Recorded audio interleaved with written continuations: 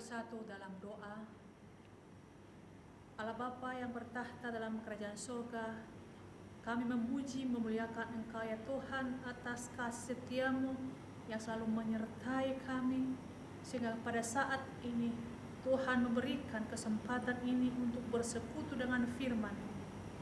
Kiranya kuasa Roh Kudus-Mu yang mengurapi hamba-Mu, agar Kaulah Tuhan yang menyampaikan, dan urapi jemaat-Mu yang mendengar, agar mereka bisa menerima dan bertumbuh dalam hati mereka masing-masing, sehingga mereka memiliki kekuatan untuk menghadapi kehidupan yang terjadi saat ini. Terima kasih Bapa, dalam nama Yesus Kristus kami berdoa dan mengucap syukur. Amin. Bapak, Ibu, dan saudara-saudara terkasih dalam nama Yesus Kristus, firman Tuhan buat kita pada hari ini tertulis dalam kitab Kejadian pasal 32 ayatnya yang ke-26. Demikian firman Tuhan. Lalu kata orang itu, "Biarkanlah aku pergi karena fajar telah menyingsing." Sahut Yakub, "Aku tidak akan membiarkan engkau pergi jika engkau tidak memberkati aku." Firman Tuhan ini mengisahkan tentang pergulatan Yakub dengan Tuhan. Yakub dalam pelariannya dari saudaranya Esau berjumpa dengan Tuhan. Dalam perjumpaan itu mereka mengalami pergulatan sepanjang malam hingga menjelang fajar menyingsing. Dalam pergulatan itu Yakub dengan komitmen dan tekad yang kuat untuk memenangkan pergulatan itu. Ketika orang yang bergulat dengan dia meminta untuk dilepaskan Yakub sebab fajar telah menyingsing, maka Yakub dengan tekad dan komitmennya menjawab, "Aku tidak akan membiarkan engkau pergi jika engkau tidak memberkati aku." Yakub tahu benar kepada siapa dia berbicara dan meminta. Yakub memohon dan meminta dengan gigih, dengan komitmen dan tekad yang kuat memohon berkat dari Tuhan. Yakub sadar bahwa bukan harta, kekayaan, atau istri dan anak-anak yang dapat melindungi dia dari saudaranya Esau, atau yang dapat diandalkan menyelesaikan masalah lama itu. Dia sendiri harus bergumul dengan Allah untuk menyelesaikan semua masalahnya. Yakub benar-benar merasa tidak aman dalam perjalanannya untuk pulang ke negeri asalnya sebelum perseteruannya dengan Esau berakhir. Itulah yang selalu ia pikirkan, sehingga ia menyuruh utusannya menjumpai Esau untuk menyampaikan salam perdamaian. Jawaban utusannya, "Kami telah sampai kepada kakakmu, kepada Esau, dan ia pun sedang di jalan menemui engkau diiringi 400 orang." Mendengar itu ia begitu takut, hatinya begitu sesak. Sepertinya ia membayangkan bahwa hari kebinasaannya beserta keluarganya akan tiba jika Esau dan pasukannya benar-benar mau balas dendam. Karena ketakutannya ia membagi hamba-hamba dan ternak-ternaknya menjadi 2 pasukan. Dalam pikirannya, jika pasukan pertama binasa oleh pasukan Esau, maka pasukan kedua akan luput. Walau ia telah berbuat demikian, hatinya tetap tidak tenang. Ketakutan senantiasa menyiksanya. Akhirnya ia berlutut memohon perlindungan Allah.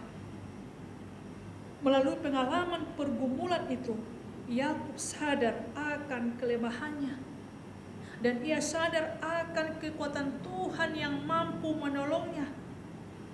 Sehingga pada saat pergumulan itu berakhir, ia mengalami perubahan dan pemulihan yang luar biasa. Namanya tidak lagi Yakub, tetapi Israel. Yakub diubah dari mengandalkan kekuatan otot dan akal, jadi bergantung pada anugerah dan berkat Allah.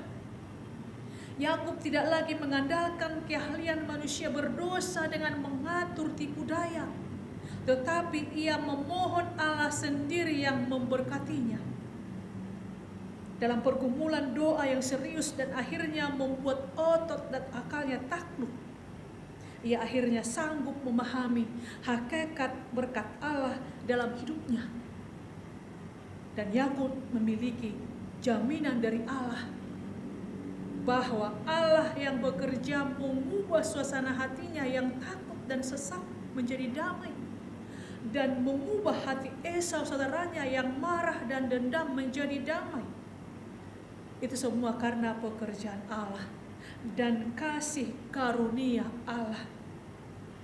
Bapak, Ibu, dan saudara-saudara terkasih dalam nama Yesus Kristus, dalam kisah ini apa yang dialami oleh Yakub tentu juga pernah, sedang, dan akan kita alami dalam kehidupan rohani kita masing-masing. Dalam hidup ini kita tidak bisa lepas dari pergumulan-pergumulan hidup. Kadang memang ada yang terasa sangat berat sehingga membuat kita hampir putus asa, bahkan sampai kita hendak menyerah. Ketika masalah terasa berat dan diri kita terasa lemah, maka saat itulah kita tetap bergumul dengan Tuhan dalam doa.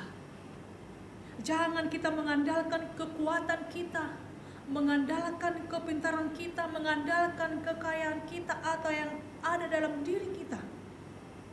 Ketika itu tidak mampu menolong, maka solusi yang terakhir adalah berdoa. Jangan buat doa itu solusi yang terakhir, tetapi doa dan bergumul dengan Tuhan adalah yang paling utama dalam hidup orang yang percaya. Masalah apa yang kita hadapi, pergumulan apa yang kita hadapi, hendaknya dinaikkan dalam doa dan dengan pengharapan menanti pertolongan dan jawaban dari Tuhan. Bergumul bersama dengan Tuhan dalam penderitaan adalah bagian hidup orang percaya. Kita tidak dapat lagi lari daripadanya, tetapi kita harus bertahan sampai kita mengalami kemenangan. Seseorang yang menang, dia akan menerima berkat dan akan berjalan menuju level kerohanian yang lebih tinggi. Yakobus 1:12 berkata, "Berbahagialah orang yang bertahan dalam pencobaan, sebab apabila ia sudah tahan uji, ia akan menerima mahkota kehidupan yang dijanjikan Allah kepada barang siapa yang mengasihi Dia." Pergumulan hidup bukan untuk dihindari, tetapi dihadapi bersama dengan Tuhan. Tetaplah kuat, tetaplah semangat, dan tetaplah berjuang untuk menjadi pemenang. Terutama dalam situasi seperti sekarang ini, iman kita sedang diuji untuk semakin setia kepada Tuhan dengan menaikkan setiap pergumulan kita sambil menantikan pertolongan dan jawaban anugerah Tuhan terjadi dalam kehidupan kita masing-masing. Amin. Kita bersatu di dalam doa. Terima kasih Tuhan, kami telah mendengarkan firman-Mu. Kiranya Engkau meteraikan firman dalam kehidupan kami, agar kami kuat dan tetap setia kepada Tuhan di saat-saat pergumulan yang kami hadapi. Seperti saat sekarang ini iman kami sedang diuji untuk semakin setia kepada Tuhan. Kami hanya menaikkan setiap pergumulan kami dan menanti pertolongan dan jawaban anugerah Tuhan terjadi dalam kehidupan kami. Kami berdoa kepada jemaat Tuhan dimanapun mereka berada saat ini. Kami memohon pertolongan-Mu, biarlah kuasa Roh Kudus-Mu yang mengurapi agar tetap mereka setia kepada Tuhan, baik di suasana yang susah maupun di saat senang. Dalam kondisi yang menghadapi pergumulan, biarlah mereka tetap setia kepada Tuhan. Beri kesehatan buat jemaat-Mu. Engkau menuntun kehidupan mereka, Engkau cukupkan segala apa yang mereka perlukan. Kuatkan iman mereka ya Bapak, khususnya anak-anak kami yang sedang belajar di rumah, yang bermain di rumah. Semua aktivitas dilakukan di rumah. Berikan kesabaran buat mereka ya Tuhan. Kami berdoa kepada pemimpin bangsa kami. Tuhan beri hikmat. Tuhan yang ikut serta dalam setiap keputusan yang mereka ambil untuk solusi menyelesaikan masalah yang terjadi di tengah-tengah bangsa kami. Kami berdoa kepada para dokter, para medis. Tuhan, Engkau beri kesehatan dan kekuatan. Tuhan yang selalu menyertai mereka. Tuhan yang memberkati keluarga mereka. Kami menyerahkan mereka dalam tangan pengasihan-Mu. Dan juga kepada pasien yang terjangkit virus corona. Tuhan beri kesembuhan. Tuhan yang beri kekuatan dan pengharapan bahwa kesembuhan Tuhan akan memberikan kepada mereka. Inilah kami ya Bapa, yang menaikkan segala permohonan kami ke dalam tangan-Mu. Kami yakin dan percaya Tuhan akan memberi pertolongan kepada kami. Tuhan akan menjawab, memberi anugerah kepada kami, melenyapkan penyakit itu dari muka bumi ini. Dan Engkau memberkati kehidupan yang tentram dan nyaman dalam kehidupan kami. Dan kami dapat memuji muliakan Engkau Tuhan. Terima kasih Bapa. Dalam nama Yesus Kristus kami berdoa dan mengucap syukur. Amin. Bapak, Ibu, dan saudara terkasih dalam nama Yesus Kristus, Tuhan Yesus memberkati.